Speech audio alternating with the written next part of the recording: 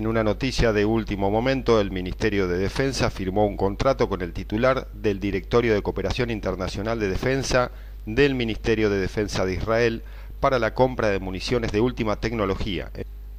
Se trata de municiones inteligentes del tipo Merodeadora, modelos Gero 120 y Gero 30.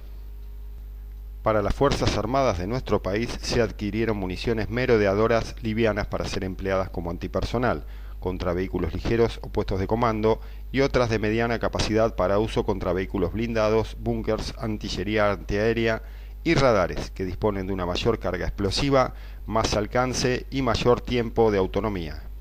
Junto a esta compra se incorpora la munición merodeadora inerte, que es la misma munición pero sin carga explosiva, lo que le permite incorporar más baterías para darle mayor autonomía de merodeo, para cumplir especificaciones, funciones de observación o vigilancia, o para capacitación de personal, ya que esta es recuperable y reutilizable.